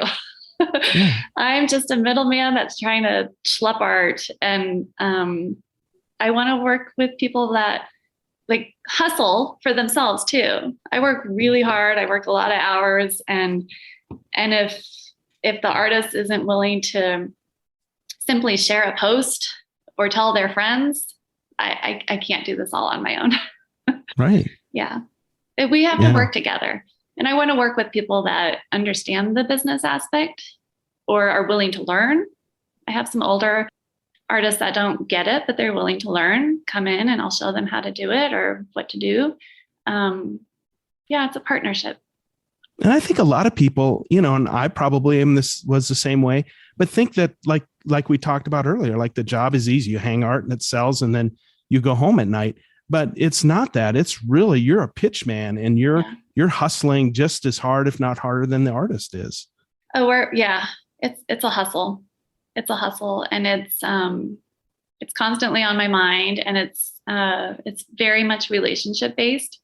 So not only do I have a relationship with the artist that is very important to me, but I've been building a relationship with the collectors for 10 plus years, and people don't get that either. So yeah, it can be very draining and exhilarating all at the same time, because constantly talking to these people and hustling and working and doing a lot of things behind the scenes that the everyday person doesn't realize. It's easy to romanticize this whole thing, right? Oh my gosh, isn't it? It's so easy. And it's easy to look at the hours on the door and think, oh gosh, that's all you work and that's all you do. And I take 50% and you take 50%. Oh my gosh, you must be rich. That's not the case either. There's a lot of money that goes on in, keeping a business open. Yeah. There's a lot of money going out all the time to make it go. So it's a lot. What are some of the things that artists don't do well, or that when they approach a gallery that they don't get? Are there some things that they should be aware of? My biggest pet peeve is when you come in unannounced with an armful of artwork or an interrupt. It drives me nuts.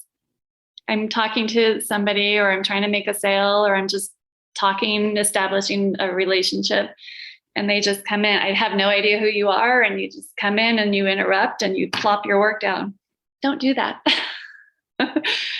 I pretty much know everybody that's been in my gallery, and a lot of times those are people that have never stepped foot, and that doesn't bode well. It's bad form. It's bad form. Make an appointment. So what's the ideal way? Let's say I'm an artist that I want you to carry my photographs, since I do landscape photography. What would you recommend for me to do to eventually get the art in front of you? I mean, email me some images. If I'm interested, I'll email sometimes, or set up a studio visit. Or, I have a lot of artists that didn't even tell me they were artists, but just came into the gallery and we became, started a friendship, a rapport. And they were looking to see if I was a fit for them. Because you have to understand, it's not just me looking. Artists should be picky too. I might not be a fit for you, and unless you've been in my space and know how I operate and how I talk about art, that's important to know as an artist. You should go to different galleries and see how they work, because you might not want to work with me. So I think that's a really good way to do it. Establish some kind of rapport first. I mean, that just makes sense. That's like common sense to me. Yeah, but a lot of people don't. They'll just come in. They'll tell me, "Oh, I've never been in here, but I want you to represent me." It doesn't make sense to me. Yeah. I don't know anything about you, and your artwork might be amazing, but like I said, it's a relationship for me. All of my artists I have a relationship with. I know their lives. I know their kids. I know their I know about them, and that's important to me. Because again, I'm a story seller, and I like to talk about not tell people their inner details of their lives, but be able to tell them what kind of person they are. So, yeah. That's beautiful. Thanks. It sounds like you offer something for everyone at G44. Is that correct?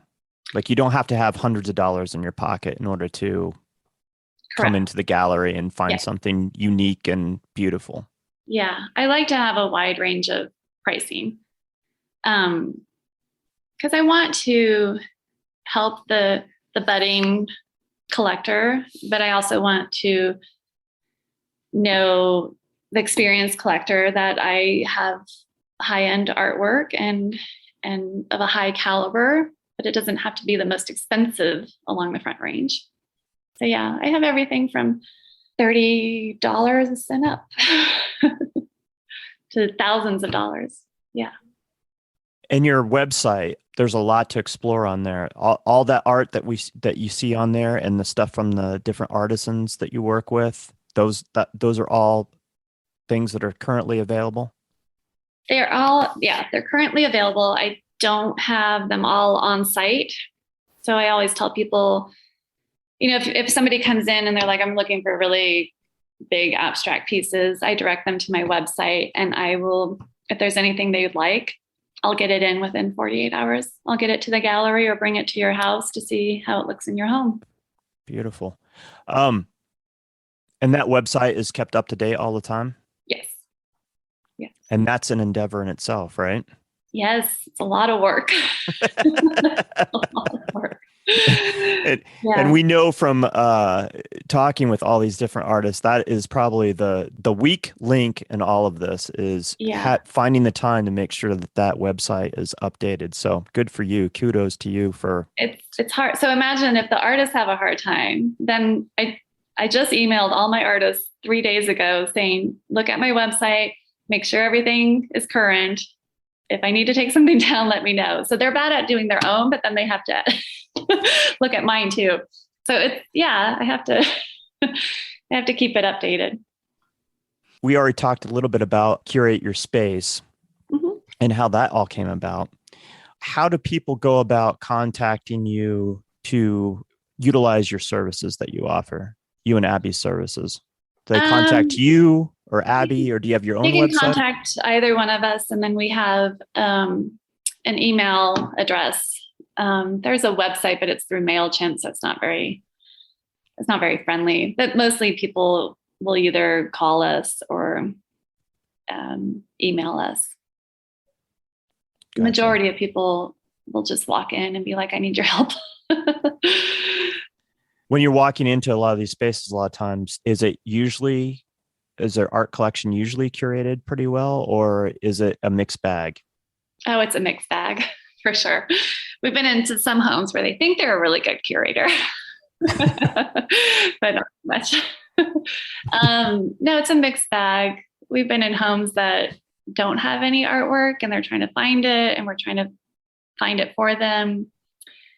We've been in homes that it's just packed full of artwork and like hundreds of pieces in a little tiny room.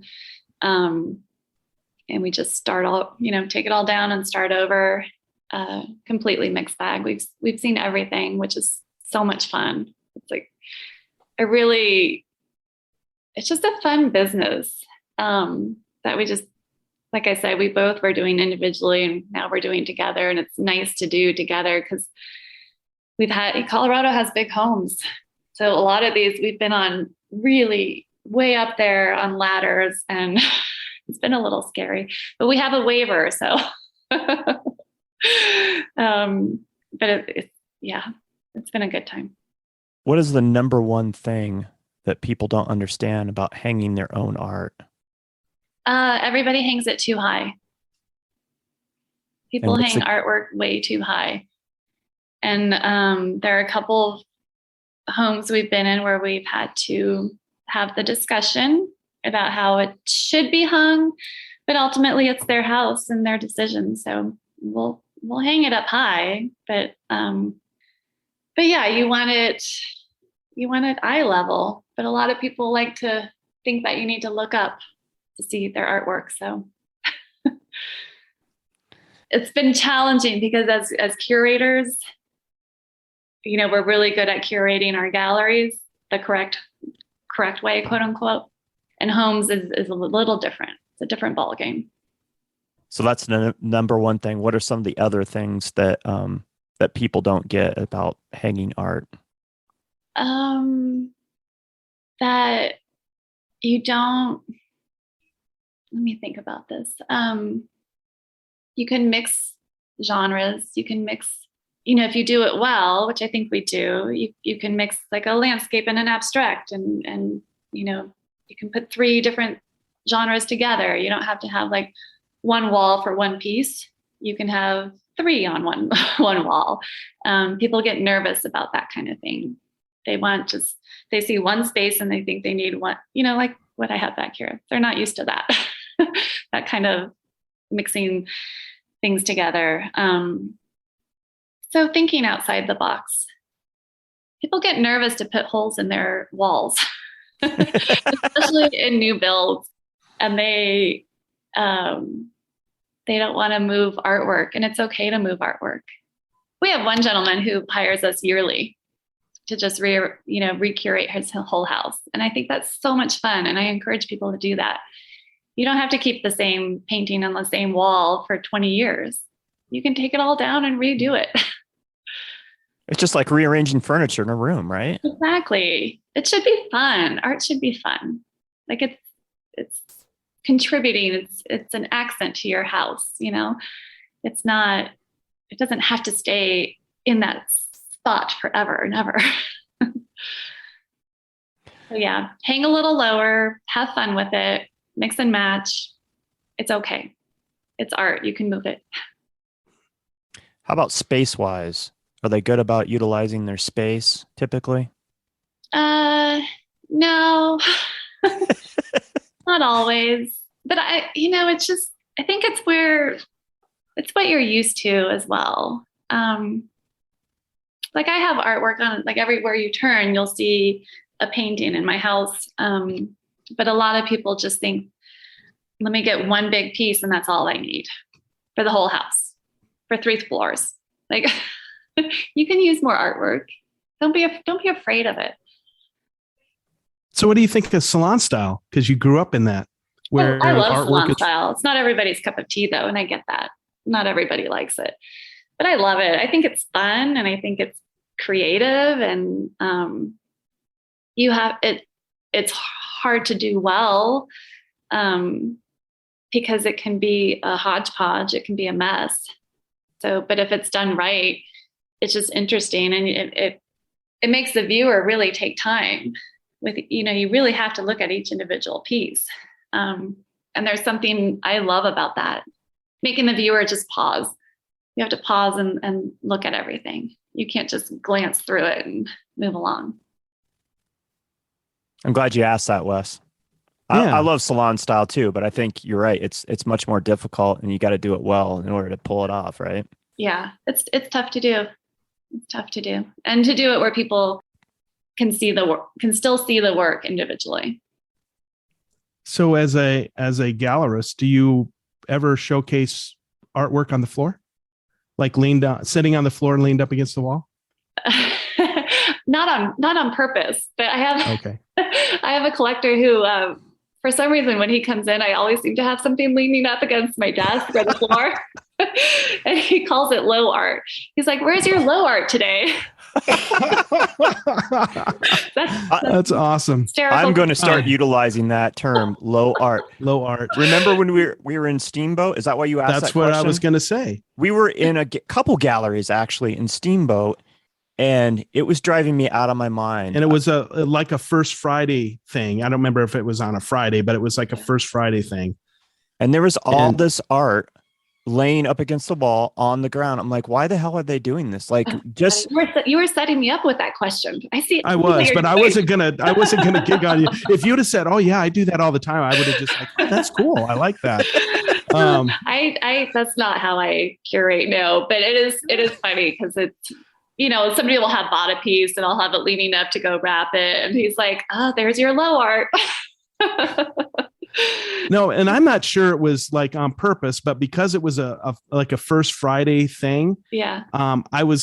Both Todd and I were kind of taken back by it. Like, why, yeah. Because they had some beautiful art, eye level. And then they had a row of art on the ground, leaning up against the wall. And it's just like, man, I would be mad. I think as an artist, like you got my stuff on the floor, but as a curator, there's different phases of curation. You do have it leaned up against the wall and then you hang it. And as a curator, it's night and day. Right. I mean, I know I don't put it on the wall. Okay. I don't put it on the floor for people to view. Yeah. But it was weird, right, Todd? Don't you think it was kind of strange? It was driving me crazy because I'm like, somebody's gonna, and there, it was crowded. So I'm like, somebody's gonna come through and, and I would be the guy that wasn't, didn't see something and like kick something. And then I'd feel really bad, or I'd purchase it. Right. And then I'd be mad. Maybe that's what they're going for. Hey, if you got too much art, like, all this doesn't have to be out here. It just looked like a jumbled mess, and you never know by looking at my office behind me. But I like clean spaces. I like clean design. And yeah, it was just, it literally was driving me out of my mind. Like, this is a beautiful piece, and yet it's not hanging on the wall. It's just sitting up against the wall on the ground. Like, why? You're not doing it justice when it's on the floor. Yeah. And it wasn't a setup, but I was curious. No, I was just because maybe it was a thing. I don't know. Anyway, I think you answered that correctly, though. That's funny. Anything else that you would like to talk about today that we didn't touch upon? I do. I got something. Yeah. I want to just briefly.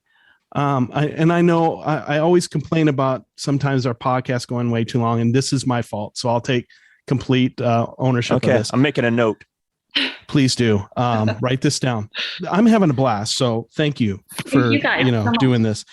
So women in art, historically, it's been a big struggle, right? Mm-hmm. Do you think that's changing?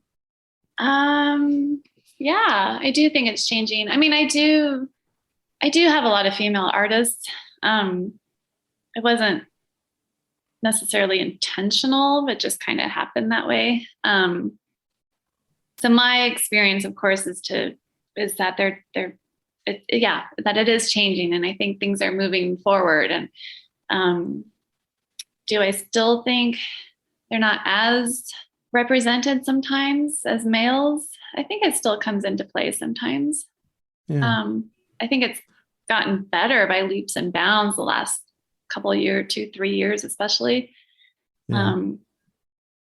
Well, I know like top selling art is not the woman's game, the Damien Hirsts and Banksy's and, obviously a lot of male art is going, and I'm sure it's, conscious, subconscious, somewhere in that realm that collectors are buying their stuff. What come to mind is Todd and I were talking about this the other day, but yesterday actually. And I mentioned, I think it was in the 50s, whenever they did this New York City woman's abstract artist showing, and Lee Krasner refused to be in it because she refused to be identified as a woman artist. She said, "I'm an artist. I'm not a woman's artist." And she refused to be in the show. So I thought that was an interesting take. But at the same time, I know it's been a very big struggle for women to really get the recognition and, the paychecks that go with that recognition. So I was just kind of curious from, being an art historian, what your thoughts about that were. It's getting better, but it's still a struggle for sure. Yeah. I think women still have a hard time knowing their self-worth and knowing that how to price things and not feeling that they're too expensive. I have a number of artists who I'm like, what? You need to raise your price. I don't tell artists how to price, but if it's too low, I'll have a conversation with them, or too high, both ways. But females for sure don't seem to know you should be asking for X, Y, and Z. You're worth it. You're good enough.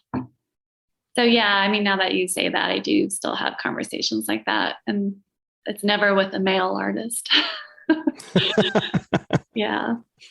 That's interesting, isn't it? It's probably somewhat of a cultural thing, but yeah, it's interesting. It's tough too, because a lot of female artists, they're very much in the home environment and or switching careers and left their job, and they're trying to make it as an artist, but they don't quite feel like they're an artist yet, and they don't feel like they can ask what they should be asking. Yeah, it's still, now that you mention it, it's still a struggle. Yeah. I feel like we have a very strong female art base here, artist base. I'm very proud of that in Colorado Springs. But yeah, it's still there. And I know curating this podcast, which is maybe kind of a weird thing, but we're curating who we have on, and well, okay, Todd is curating who we have. We have a discussion about it, but Todd selects the people that we have on. And, I think we've done a very conscious effort to make sure we have as many women, people of color, women of color. And I know Todd feels the same way, and please speak up, Todd. But I would say a lot of the women artists we've had, I absolutely love their work. Mm-hmm. Like on the top shelf of my selections are women artists. Megan is no exception. She's right at the top of my list of artists. Georgia Amar, absolutely adore her work, from Denver. And so when I hear it, and once again, I'm an old white man. So to hear, women say they're struggling, it's hard for me to see that because I love their stuff, and I would pay the same amount. I wouldn't think twice about paying what they're asking as opposed to what, mm-hmm. what Michael Dowling's asking. I mean, they're both artists. They're both doing phenomenal work. I would pay the same amount, but, so it's hard for me to get in that headspace. But talking to a lot of women artists, we know it's difficult, and we know, it's a struggle for them. And, so I once again, thank you for, I guess, commenting on that. So I appreciate it. Yeah, absolutely. So what do you like about the female artists that we've had on and their art? You talking about me? Yeah, you. Well, I think skill wise, and presentation, top shelf. And we can go down the list. I mean, that's not a problem. I think part of it is maybe somewhat of a feminine look. I kind of like that. And I don't know, not that I don't even know if you can make gender equations based on abstractness, but, Christina Davies' work, I love that. Her figurative work, she's an abstract artist, but there's figuratives in it. I love her stuff. And I think it's top notch. Anna Kay, her stuff is phenomenal. Mary Cheramonte. Oh my God. Yes. Out of Virginia. Oh my God. I just like her stuff will seriously move you because, the narrative in her artwork, her skill is off the charts, but her narrative in her artwork is just amazing. And if you haven't seen her stuff, you need to go see it because it's absolute. And I've seen it in in a Bend gallery, and I was just blown away. So the list goes on and on. Yeah, I agree with you. The work is just supremely phenomenal. And I'm always interested in the female perspective. I think that's why I'm drawn to it, is that I'm always curious how the other gender sees the world and what they're thinking about. And I'm just curious, but yeah. Perfect example is A.L. Loomis. Yeah. Bending the Iron. That whole piece was I mind blowing. And your daughter bought that one piece, and that's what was that show called, Todd? Metal Martyr. Yes. Her presentation was off the charts. Yep. Thanks for sharing that with me because, I think we try hard to make sure we give voice to women as well. Yeah, no, I appreciate that. I know as I was scrolling through your podcast, I noticed you try to represent men and women and color, and that doesn't go unnoticed. So I know as listeners and people in the art community, we appreciate that. Yeah. Talk about your gallery calendar coming up for the next year. What will we be able to see at the gallery? Yes, I'm excited. As I say that, I have one male featured. I have a lot of abstract. Carol Dickerson, Lisa Fabiano, Carol Mordecai Myers, Karen Mossbacher.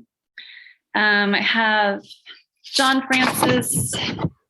Rich Wadula is an artist that lived here for 30 years and now lives in Santa Fe. I'm trying to get Brett Fox in my South Gallery in June. So now he'll have to because it's on the podcast. That's right, Brett. You're busy. I have Megan Wilbar in my South Gallery in August. Jean Gumper is a huge staple of Colorado Springs. She's a CC professor and does print work, and she's just an icon. So I'm very excited to have her. So I rattled off a lot of names and I missed some names. Tara Kelly Cruz, she's located down here, but is in a couple of galleries in Denver. She's fantastic. So I'm very heavy on abstract this year and mostly female. I wanted this year is curated because I just moved to my new space last year. If you can hear me over my dog drinking water, sorry. He's thirsty.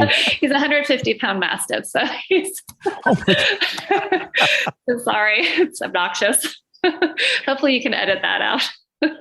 Be all right. So I curated this year based on people that mostly people that I've worked with in the last few years. Because I'm in a new location, I want people to really know what I represent and who I am as a curator. So this is kind of me. This is full on me. I had to moving spaces. I've only moved 3.3 miles away, but it feels like rebranding myself in a way, which has been interesting. So I just want to showcase who I am as a curator. So this is my year to do that. Nice. Yeah. Fantastic. Wes, you have anything else you wanted to ask before we No, sign off? thank you for indulging. You guys are wonderful. Thank you so much for this. I appreciate you inviting me. Thank you. We appreciate. Hey, who's that face? This is How are my you? daughter, Aria. Hi, Aria. Aria, I love your Got back name. from the birthday party. Nice. Did you have fun? Yeah. Good. She says yes. It's awesome. Oh, thank you. We really appreciate you taking time out of your day. You know, Sunday, as you mentioned, is your one day to kind of reboot and spend time with your family and get ready for the next week. So it was really kind of you to spend, the time that you did with us today. And like we always say on the podcast, time is the most precious thing we have. So thank you. I can't thank you guys enough. Thank you so much. I was nervous doing this because I know your podcast can be a little long, but time just flew by, like everybody told me. You guys are wonderful and very welcoming. And thank you for coming down to Colorado Springs, like I said, virtually. Really appreciate you showcasing the city and the arts community here. It's exciting. It's an exciting time here. So I'm glad you guys are focusing on it. Yeah, we love Southern Colorado. We think there's some great art coming out of there. And I can't think of a better way to reboot for the week than listening to the Tenant podcast. So tell your friends that on Sunday, if you want to reboot, listen to us because we'll get you going for the week. Yeah. But obviously say that in tongue in cheek. Thank you so much. I've had an absolute blast. This has been a lot of fun. I love what you're doing. I haven't been to your gallery, but one of these times we're going to buzz down to Colorado Springs. We'll definitely jump in at G44 and check you out and see what cool art. Yeah. Yeah. Please come down anytime. Hey, we should do an artist interview in your gallery. I think that would be a blast. Absolutely. I'm all for it. That would be cool. I'd be down with that. Yeah. Or a panel discussion of a number of women artists. Oh, I like that idea. Yes. Yeah.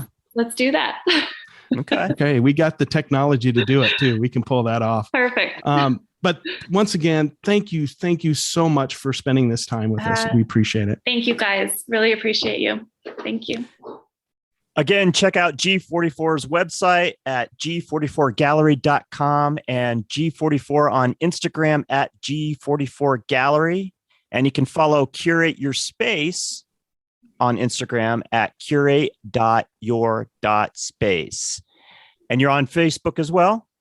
Yes. Okay. Yes. So Curate your Space and G44 Gallery, both on Facebook. Fantastic. And if you're in the Springs or maybe you're doing a day trip, visiting down there, checking out Garden of the Gods, going for a hike or whatever, stop by the gallery at 121 East Boulder Street, Colorado Springs, 80903. The gallery hours are Wednesday through Saturday, 12 to 5 p.m. You can find all that information in the episode notes this week. And for the Tenant Podcast, I'm Todd Pearson. And I'm Wes Brown. Have a great week.